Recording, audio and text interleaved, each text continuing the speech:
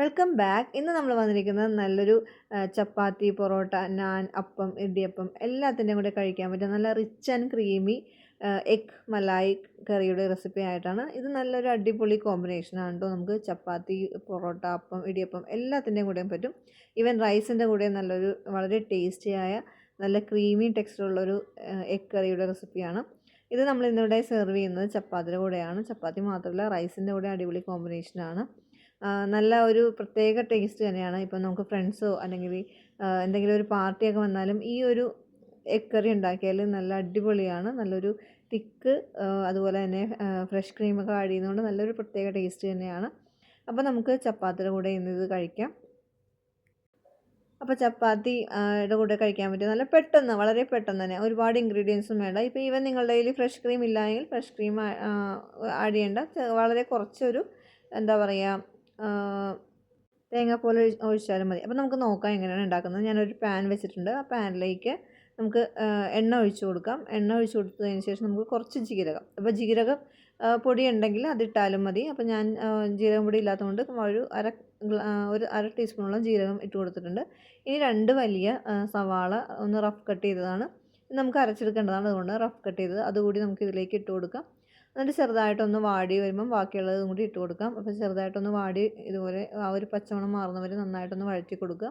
ഇപ്പോൾ ഇതേ ചെറുതായിട്ട് ഞാൻ പച്ചമുളകൊക്കെ മാറിയിട്ടുണ്ട്. ഇതിലേക്ക് ഒരു 5 വെളുത്തുള്ളി, ഒരു കഷ്ണം ഇഞ്ചി, ഒരു 4 പച്ചമുളക് നിങ്ങളുടെ എരിവനുസരിച്ച് എടുക്കുക കേട്ടോ. നമുക്ക് വേറെ നമ്മൾ മുളക് പൊടിയൊന്നും ഇതിലേക്ക് പ്രത്യേകിച്ച് ആഡ് ചെയ്യുന്നില്ല.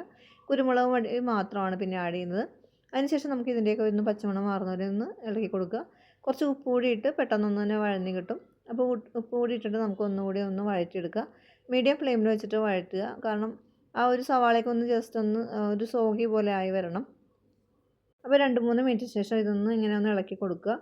അപ്പോൾ ഒരുവിധം ഒന്ന് വാടി വന്നപ്പോൾ ഇതിലേക്ക് ഞാനൊരു 10-12 കാഷ്യൂ ആണ് വെള്ളത്തിൽ കുതിർത്ത് വെച്ചതാണ്.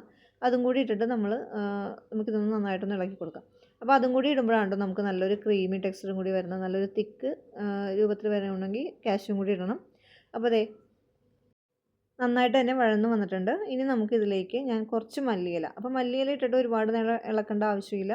മല്ലിയിലയും കൂടി കുറച്ച് ആവശ്യത്തിന് മല്ലിയില ഇട്ട് കൊടുക്കാം കേട്ടോ. അതിൽ ആ ഒരു ടേസ്റ്റ് ഇഷ്ടമാണെങ്കിൽ നമുക്ക് നമ്മുടെ ഇഷ്ടം അനുസരിച്ച് ഇട്ട് കൊടുക്കാം. അതുകൂടി ഒന്ന് ഇളക്കിയിട്ട് ഇട്ടിട്ട് നമുക്കൊന്നും കൂടി ഇളക്കിയെടുക്കാം. ഇനി ഞാൻ ഒരുപാട് നേരമൊന്നും എന്ത് ചെയ്യുന്നില്ല, ഗ്യാസ് ഓഫ് ചെയ്തിട്ടുണ്ട്. അപ്പോൾ ഇതിൻ്റെ ചൂടൊക്കെ ഒന്ന് ആറിയതിന് ശേഷം നമുക്ക് ഇതൊരു മിക്സിയുടെ ജാറിലേക്ക് ഇട്ട് നന്നായിട്ടൊന്ന് അടിച്ചെടുത്തിട്ട് വരാം. അപ്പോൾ ഞാൻ മിക്സിയുടെ ജാറിലേക്ക് ഇട്ട് കൊടുത്തിട്ടുണ്ട്. ചൂടൊക്കെ ഒന്ന് ആറിയതിന് ശേഷം ഇനി നമുക്ക് നല്ല പേസ്റ്റ് പോലെ ഇതൊന്ന് അടിച്ചെടുത്തിട്ട് വരാം. അപ്പോൾ ഒട്ടും വെള്ളം ചേർക്കണ്ട. വേണമെങ്കിൽ അത് ഒരുപാട് തിക്കാണെങ്കിൽ മാത്രം വെള്ളം ചേർത്താൽ മതി. അപ്പോൾ നന്നായിട്ട് തന്നെ അടിച്ചെടുത്തിട്ട് വന്നിട്ടുണ്ട്. അപ്പോൾ നമ്മൾ മുട്ടയൊക്കെ പുഴുങ്ങി എടുത്തിട്ടുണ്ട്. മുട്ട വേണമെങ്കിൽ ഇതിൻ്റെ ആ ഒരു എന്താ പറയുക, ചെറുതായിട്ടൊന്ന് വരഞ്ഞു കൊടുത്താലും നല്ലതാണ്. അപ്പോൾ അതിൻ്റെ ഉള്ളിലോട്ടൊക്കെ ആ ഗ്രേവിയൊക്കെ ഇറങ്ങി ചെല്ലും. അപ്പോൾ നമ്മൾ ആ പാൻ വെച്ചിട്ടുണ്ട്. ആ പാൻ സെയിം പാൻ തന്നെയാണ് എടുത്തിരിക്കുന്നത്. അതിലേക്ക് ബട്ടർ ഒരു സ്പൂണോളം ബട്ടർ ഇട്ട് കൊടുത്തിട്ടുണ്ട്. ഇനി ഇതിലേക്ക് വളരെ കുറച്ച് മഞ്ഞൾപ്പൊടിയും കുറച്ച് മുളക് പൊടിയും കൂടി ഇട്ട് കൊടുക്കുന്നുണ്ട്. അത് ആ മുട്ട ഒന്ന് ചെറുതായിട്ടൊന്ന് ഫ്രൈ ചെയ്യാൻ വേണ്ടിയാണ്. അപ്പോൾ വളരെ കുറച്ച് ഉപ്പ് കൂടി ഇട്ട് കൊടുക്കുന്നുണ്ട്. ഇനി വളരെ ലോ ഫ്ലെയിമിൽ വെച്ചിട്ട് നമുക്കിതൊന്ന് ജസ്റ്റ് ഒന്ന് സോട്ട് ചെയ്തെടുക്കാം. ആ മുട്ടയിലൊക്കെ നല്ല മസാലയൊക്കെ പിടിക്കുന്നവരെ ജസ്റ്റ് ഇങ്ങനെ ഒന്ന് ഇളക്കി കൊടുത്ത് സോട്ട് ചെയ്തെടുക്കുക. ഫ്ലെയിം വളരെ കുറച്ച് വെക്കുക, കാരണം ആ ഒരു മസാല കരിഞ്ഞു പോകാതിരിക്കാൻ വേണ്ടിയാണ്. അപ്പോൾ ഇങ്ങനെയൊക്കെ ഈ ഒരു ആ മുട്ടയ്ക്ക് ഒന്ന് വരഞ്ഞു കൊടുക്കുമ്പോൾ ആ ഒരു ഫ്ലേവറൊക്കെ ആ മുട്ടയുടെ ഉള്ളിലോട്ടൊക്കെ വരും. 1-2 മിനിറ്റോളം ഒന്ന് ഇതുപോലെ ഒന്ന് വഴറ്റിയെടുത്താൽ മാത്രം മതി. ഇനി നമുക്കിത് മറ്റൊരു പാനിലോട്ട് മാറ്റി എടുക്കാവുന്നതാണ്. അപ്പോൾ 2-3 മിനിറ്റ് ഇങ്ങനെ വഴറ്റി ഞാൻ എടുത്തിട്ടുണ്ട്. അപ്പോൾ ഫ്ലെയിം കുറച്ച് ഞാൻ വീണ്ടും, അപ്പോൾ ഇത് കണ്ടു, നമുക്കിത് കാണുമ്പോൾ അറിയാം ചെറുതായിട്ട് നന്നായി ഫ്രൈ ആയൊക്കെ വന്നിട്ടുണ്ട്. ഈ ഒരു പാകത്തിന് മതി കേട്ടോ. ഇത് നമുക്ക് ഇനി മറ്റൊരു ബൗളിലോട്ട് മാറ്റാം. അപ്പോൾ ആ ഒരു പാൻ തന്നെ എടുത്തേക്കണം. അതിലേക്ക് 1 ടീസ്പൂൺ കൂടി ബട്ടർ ഞാൻ ഇട്ട് കൊടുക്കുന്നുണ്ട്. വേണമെങ്കിൽ കുറച്ച് എണ്ണയും കൂടി ഇട്ട് കൊടുക്കാം. ഇതിലേക്ക് ചെറിയ മസാല, ഒരു 2 കറിയാമ്പൂ, 2 ഏലക്ക, ഒരു ബേ ലീഫ്, കുറച്ച് ചെറിയൊരു പട്ടയും കൂടി ഇട്ട് കൊടുക്കുന്നുണ്ട്. അതൊന്ന് ജസ്റ്റ് ഒന്ന് വഴറ്റിയെടുക്കുമ്പം ഇതിലേക്ക് നമ്മൾ അരച്ച് വെച്ചിരിക്കുന്ന ആ ഒരു സവാളയുടെ ഒരു കൂട്ട് ഇതിലേക്ക് ഇട്ട് കൊടുത്തിട്ട് നന്നായിട്ടൊന്ന് വഴറ്റിയെടുക്കുക. ആ ഒരു എന്താ പറയുക, നമ്മൾ ആദ്യം വഴറ്റിയ ആ ഒരു മസാലയും ഇതിനും കൂടി നന്നായിട്ടൊന്ന് മിക്സ് ആവുന്നവരെ ഒന്ന് വഴറ്റി കൊടുക്കുക. 1-2 മിനിറ്റോളം ഇതൊന്ന് വഴറ്റിയെടുക്കുക. അപ്പോൾ നമ്മുടെ ആ ഒരു മിക്സിയുടെ ജാറിലേക്ക് വളരെ കുറച്ച് വെള്ളം കൂടി ഒഴിച്ചിട്ട് ഇതിലേക്ക് ഒഴിക്കാവുന്നതാണ്. അപ്പോൾ മിക്സിയുടെ ജാറൊന്ന് കഴുകിയിട്ട് ആവശ്യമായ നമുക്ക് എത്രത്തോളം ഗ്രേവി വേണോ അതനുസരിച്ച് ഇതിലേക്ക് ഒഴിച്ചു കൊടുക്കാവുന്നതാണ്. അപ്പോൾ ചെറു ചൂട് ഒഴിക്കുന്നതാണ് കേട്ടോ നല്ലത്. കാരണം ഈ ഒരു മസാലയൊക്കെ നന്നായിട്ട് മൂത്തിരിക്കുന്നതല്ലേ. അപ്പോൾ അതിലേക്ക് ചെറു ചൂടുവെള്ളമാണ് നമ്മൾ ഒഴിച്ചിരിക്കുന്നത്. ഇനി എത്രത്തോളം തിക്നെസ് വേണോ അതനുസരിച്ച് ആ ചൂടുവെള്ളം ഒഴിച്ച് കൊടുത്തിട്ട് ഒന്ന് തിളപ്പിച്ചെടുക്കാവുന്നതാണ്. അപ്പോൾ ആ സൈഡിലേക്കുള്ള ആ മസാലയൊക്കെ ഒന്ന് ഞാൻ ജസ്റ്റ് ഒന്ന് ഇതുകൊണ്ട് ഒന്ന് മിക്സ് ചെയ്തെടുക്കുന്നുണ്ട്. ഇനി ഇതിലേക്ക് വേണ്ട മസാലകൾ നമ്മളൊന്നും തന്നെ ഇട്ടിട്ടില്ലായിരുന്നു. ഇതിലേക്ക് ഗരം മസാല 1 ടീസ്പൂണോളം ഗരം മസാലയും ഒരു 1/2 ടീസ്പൂണോളം കുരുമുളക് പൊടിയുമാണ് കേട്ടോ നമ്മൾ ഇട്ടിരിക്കുന്നത്.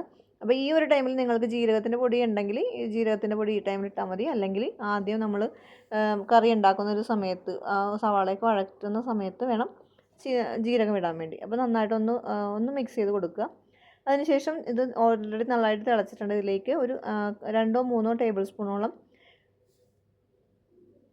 പുളിയില്ലാത്ത നല്ല കട്ട തൈരാണ് കേട്ടോ. അത് ഇട്ടതിന് ശേഷം ഉടനെ തന്നെ നന്നായിട്ടൊന്ന് മിക്സ് ചെയ്ത് കൊടുക്കുക. ആ ഒരു കട്ടകളില്ലാണ്ട് നന്നായിട്ടൊന്ന് ഉടച്ചതിന് ശേഷം ഇതിലേക്ക് ഇട്ട് കൊടുത്തിട്ട് ആ ഒരു ഇട്ട ഉടനെ തന്നെ ഈ ഒരു സമയത്ത് ഫ്ലെയിം വളരെ കുറച്ച് വെക്കണം. എന്നിട്ട് നന്നായിട്ടൊന്ന് മിക്സ് ചെയ്ത് കൊടുക്കുക. എല്ലാം തന്നെ മിക്സ് ആയതിന് ശേഷം ഇതിലേക്ക് കസൂരി മേത്തി നന്നായിട്ട് കൈകൊണ്ട് ഇങ്ങനെ ഒന്ന് പൊടിച്ചിട്ടും ഇട്ട് കൊടുക്കുക. ചെറുതായിട്ടൊന്ന് ചൂടാക്കിയിട്ട് പൊടിക്കുകയാണെങ്കിൽ പെട്ടെന്ന് തന്നെ പൊടിഞ്ഞ് കിട്ടും. അതിനുശേഷം നമ്മളിവിടെ വറുത്ത് വെച്ചിരിക്കുന്ന ആ ഒരു മുട്ട ഇതിലേക്ക് ഇട്ട് കൊടുക്കാവുന്നതാണ്. അപ്പോൾ ഞാൻ ആദ്യം തന്നെ പറഞ്ഞു നമുക്ക് ആവശ്യമായ ഒരു തിക്നെസ്സിൽ ചെറു ചൂടുവെള്ളം ഒഴിച്ച് കൊടുക്കാവുന്നതാണ്. അപ്പോൾ ആ ഒരു എണ്ണയും കൂടി ഇതിലേക്ക് ഇട്ട് കൊടുക്കുന്നുണ്ടോ. ഇനി നമുക്ക് മൂടി വെച്ചിട്ട് നന്നായിട്ടൊന്ന് ഒരു 10 മിനിറ്റോളം ഒന്ന് ചെറു തീയിൽ വെച്ചിട്ട് നമുക്കിതൊന്ന് നന്നായിട്ടൊന്ന് കുക്ക് ചെയ്തെടുക്കണം. അപ്പോൾ മൂടി കൊണ്ട് അടച്ച് ആ എണ്ണയൊക്കെ തെളിയുന്നവരെ ജസ്റ്റ് ഒന്ന് കുക്ക് ചെയ്തെടുക്കാം. വളരെ കുറഞ്ഞ ഫ്ലെയിമിൽ വേണം കേട്ടോ. 5-10 മിനിറ്റ് ഇതൊന്ന് കുക്ക് ചെയ്തെടുക്കാവുന്നതാണ്. അപ്പോൾ അതേ ഒരു 10 മിനിറ്റൊക്കെ ആയപ്പോൾ ഞാൻ ഇതൊന്ന് തുറന്ന് നോക്കിയിട്ടുണ്ട്. കണ്ടോ, അത് എണ്ണയൊക്കെ ഒന്ന് തെളിഞ്ഞ് വന്നിട്ടുണ്ട്. ഇനി നമുക്ക് ഇതിലേക്ക് ഫ്രഷ് ക്രീമും കൂടി ആഡ് ചെയ്യാവുന്നതാണ്. ഇപ്പോൾ നിങ്ങൾക്ക് അഥവാ ഫ്രഷ് ക്രീം ഇല്ല എങ്കിൽ വളരെ കട്ടിയുള്ള കുറച്ച് തേങ്ങാപ്പാൽ, വളരെ കുറച്ച് തേങ്ങാപ്പാൽ കൂടി ആഡ് ചെയ്ത് കൊടുക്കാവുന്നതാണ്. അപ്പോൾ ഞാനിവിടെ ഫ്രഷ് ക്രീം ആഡ് ചെയ്യുന്നുണ്ട്. അത് ഫ്ലെയിം ഓഫ് ചെയ്തതിന് ശേഷം മാത്രം നമ്മൾ ക്രീം ഒഴിച്ചതിന് ശേഷം തിളപ്പിക്കാനൊന്നും പാടില്ല. അതിനുശേഷം നമുക്കിത് എല്ലാ ഭാഗവും നന്നായിട്ട് ഇളക്കിയിട്ട് നമുക്കിതിലേക്ക് കുറച്ച് മല്ലിയിലയും കൂടി ഇട്ട് കൊടുക്കാവുന്നതാണ്. അപ്പോൾ ഞാൻ മല്ലിയിലയും കൂടി കുറച്ചും കൂടി ഇട്ട് കൊടുക്കുന്നുണ്ട്. ഗ്യാസ് നമ്മൾ ഓഫ് ചെയ്തിട്ടുണ്ട്. നമ്മൾ ഫ്രഷ് ക്രീം ഇട്ടതിന് ശേഷം ഗ്യാസ് അപ്പോൾ തന്നെ ഓഫ് ചെയ്യേണ്ടതാണ്. തിളക്കാൻ വേണ്ടി അനുവദിക്കരുത്. അപ്പോൾ മല്ലിയിലയും കൂടി ഇട്ടിട്ട് നമുക്കിതൊന്ന് കുറച്ച് നേരം ഒന്ന് അടച്ച് വെക്കണം. അതിനുശേഷം മാത്രം സെർവ് ചെയ്യുക. അപ്പോൾ കുറച്ച് കഴിഞ്ഞിട്ട് ഞാൻ അടച്ച് വെച്ച് സെർവ് ചെയ്യുകയാണ്. ഒരു 10-15 മിനിറ്റ് കഴിഞ്ഞിട്ട് സെർവ് ചെയ്യാവുന്നതാണ് നമുക്ക്. അപ്പോൾ നല്ലൊരു വളരെ ക്രീമിയായ നല്ലൊരു ടേസ്റ്റിയായ നല്ലൊരു എഗ് മലായിയുടെ റെസിപ്പിയാണിത്.